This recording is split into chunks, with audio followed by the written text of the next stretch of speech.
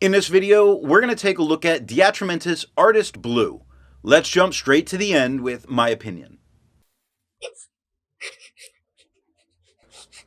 This, as a very permanent ink, comes with the idea that it may be aggressive into paper.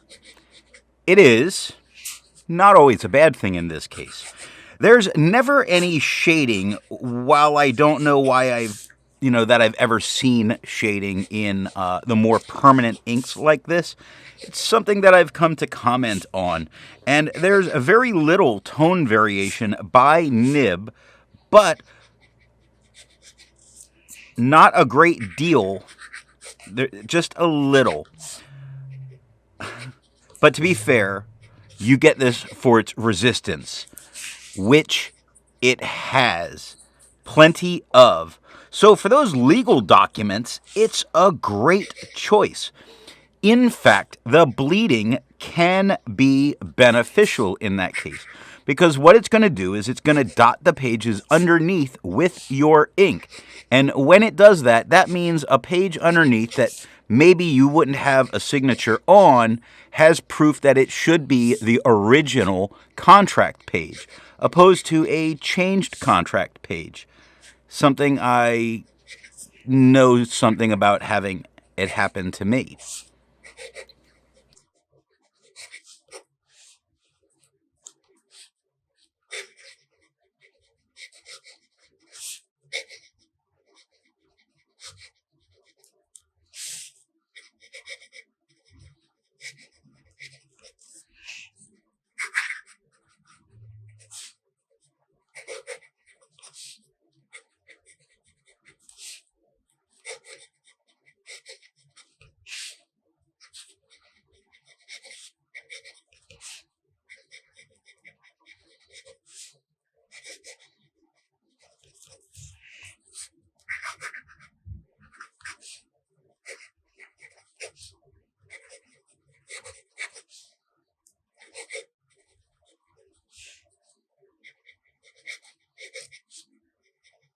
I like to change things up by using a different pen each day. Today that pen is a Cross Bailey with a medium nib. It's inked up, used for a day, and used to take the notes for this video. To see how I arrived at that opinion, let's take a look at the first writing sample done on Clairfontaine. Looking at the fine nib, we get not a dark blue, but certainly a darker and more vivid blue than we've gotten with some very permanent blues. Yes, there are more vivid blues, but I think this is a pretty good tone here. We're not getting any kind of feathering. We're not getting any kind of spread. We're getting a couple moments you might call shade when you really go look for them. Social Sciences has a little bit of it. Shows up a little bit at the end of words sometimes.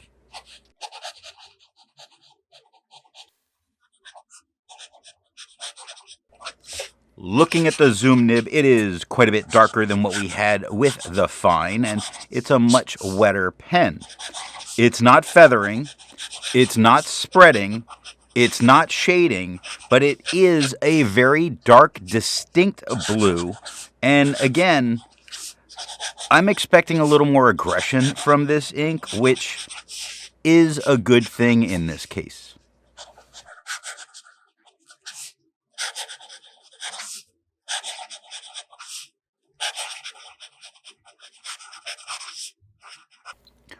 Looking at the music nib, it is the same tone as the zoom. It does not feather. It does not spread. It does not shade. It composes itself in a very proper legal type fashion. Now, when you get to the permanent side of why you get this ink, take a look at the resistance, especially with the water, and you'll see why this is pretty darn good. Looking at the back of the page, you see that it is aggressive into the paper, but it doesn't come through, it doesn't touch the page underneath, and in fact, the fine you could easily write on the back of the page. To have a range of experience with this ink, all of the writing samples are done with a Sailor Pro Gear Slim Mini with a fine nib.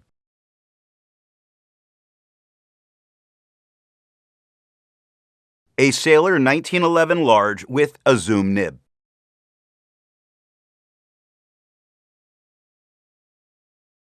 A Sailor 1911 Standard with a music nib.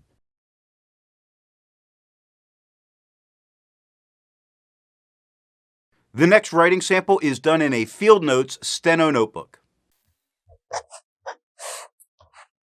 Looking at the fine nib, we get a little bit darker tone than we had on the Clairfontaine. It's not feathering, it's not spreading, it's not shading, and I think looking at it on non-fountain pen paper is the best representation that you're going to get in this case, because you're going to be dealing with the normies when you would need to use this if it were for a legal purpose, but if you use it for art, then that paper is much better suited for handling this type of ink.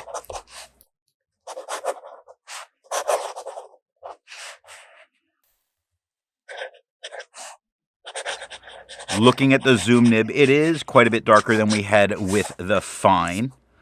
I say quite a bit, it's not tons darker, but it certainly is darker, but it is lighter than what we had on the Clairfontaine. It does feather regularly and all over the place. They're tiny, I wouldn't want to see it. I'll call it manageable if you're willing to have it, but it gives a almost blurry look to some of the letters. There's no real spread and no shading.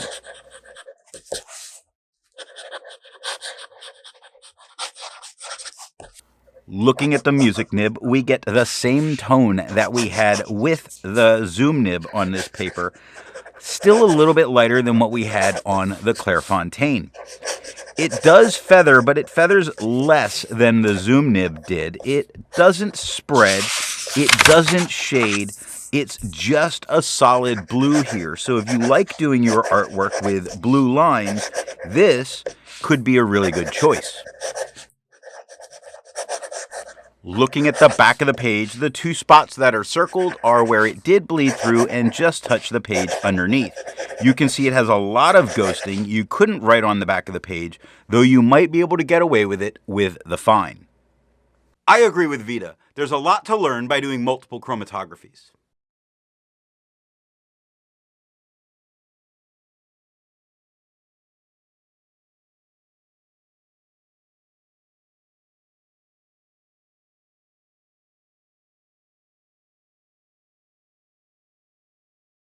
The next writing sample is done in an AmPad Steno notebook. Looking at the fine nib, we get a little bit darker tone than we had with the Clairfontaine. The color of the paper really didn't affect things very much here. We do get a tiny little bit of feathering. It is tiny and absolutely manageable. We do get a little bit of spread, again, really manageable, very little, but it is there. We get no shading whatsoever.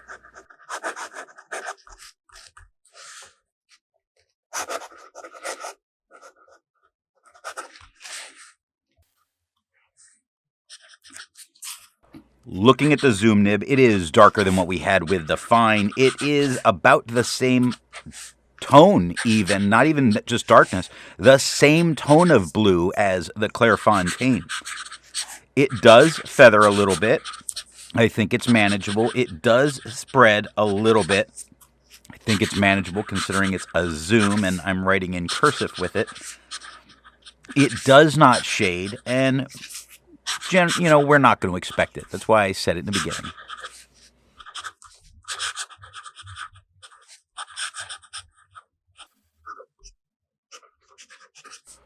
Looking at the music nib, it is about the same tone that we had with the zoom, the same tone we had on the Clairfontaine. We get a tiny bit of feathering, but it's much less than we had with the zoom nib. We get less spread than we had with the zoom nib, meaning there is just a little bit, but it's not so bad. We get no shading whatsoever. It just holds as a strong blue. Looking at the page underneath, you see a lot of spots. It bled through a lot. It really did pepper the page underneath. Seeing the back of the page, and you understand why. This ghosts a lot. I don't think you could write on the back of this page. Resistance tests are done to see how this ink can be expected to perform on the page, and more importantly, how hard it may be to clean from your pen. This smear is allowed to dry for 3 days before testing it.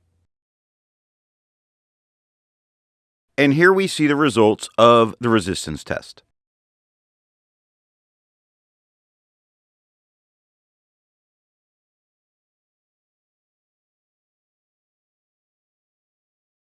The next writing sample is done in a National Steno notebook.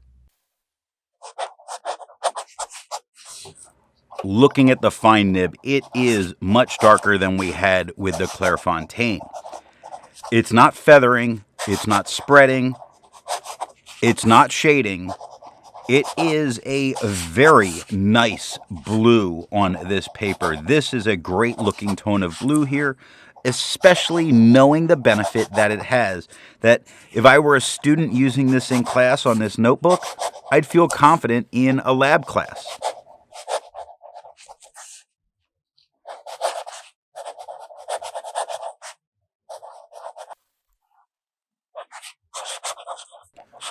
Looking at the zoom nib, it is only a tad bit darker than we had with the fine, but it is right about the same tone that we had with the Clairfontaine. I'm looking at them side by side here.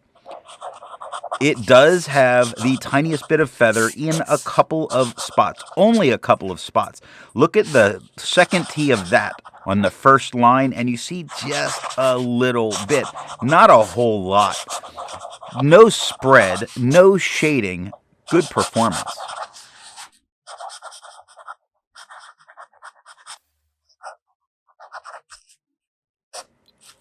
Looking at the music nib, it is the same tone that we got with the zoom.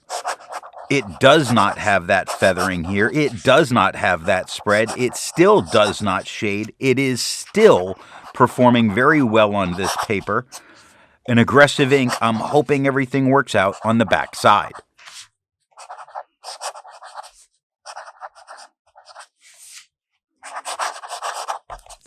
Looking at the back of the page, there's two little spots that I circled. Those two spots did create a dot on the page underneath. Now you can see that there is quite a bit of ghosting. I think you probably would not want to write on the back of this page.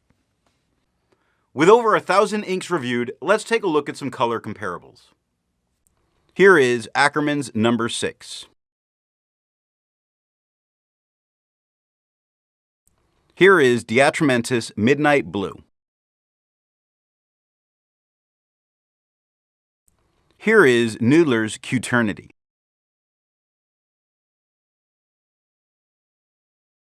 Here is Roher & Klinger Salix. The next writing sample is done in an Office Depot Steno notebook. Looking at the fine nib, we get a little bit darker tone than we had on the Clairfontaine, a little bit lighter than we had on the last paper.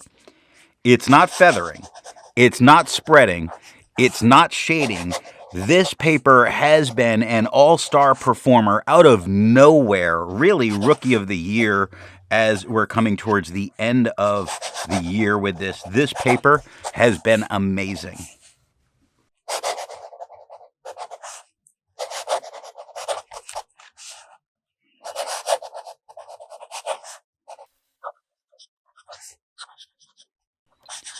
Looking at the zoom nib, it is actually, I think, just a tad bit lighter than it was on the fine. I called it Rookie of the Year, and then it has just a little moment here. There is a tiny bit of feathering that is occurring. Really, again, you're really looking for it, but there is the tiniest bit. I see it on thus, and I see it on even. There's no real spread. There's absolutely no shading. And the feathers that were there are really tiny, and you have to go searching for them.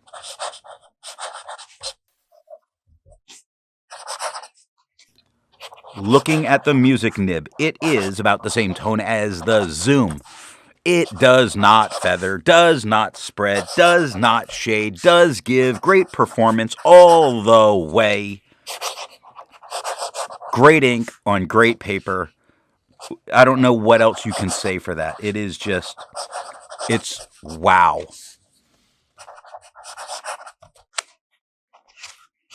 Looking at the back of the page, there is quite a bit of ghosting. I do think you could write on the back of this page, especially with the fine, but even with the zoom and the music, nothing bled through and touched the page underneath, because this paper's rock star. While it's nice to find other inks in the same color family, I'd prefer to find an ink that complements its color on the page. Here is a shimmering pink ink by Pen BBS, their number 140. Here is an orange ink by Sailor, their gentle 4 Seasons Kin Mokusai. Here is a magenta ink by Diamine, their 150th anniversary Burgundy Royale. Here is a yellow ink by Califolio, their Horidori. The last writing sample is done on 20-pound copy paper. Looking at the fine nib, we get a little bit darker tone than we had on the Clairfontaine. Probably a little darker than we've had on a few of these. This is a very dark, rich-looking blue here. It's feathering, tiny, really manageable, really great situation here. Is there spread? Yes, but it's tiny and super manageable. There's no shading whatsoever. This, right here, this paper, this nib, perfect with this ink.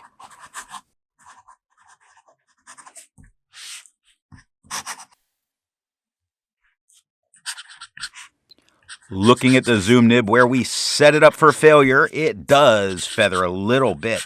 Nowhere near as much as as this paper is feathered with just about any ink with the zoom nib. It's way, way, way under control and doing such a great job, probably because of the fast bonding nature of this ink. It's not spreading, it's just there.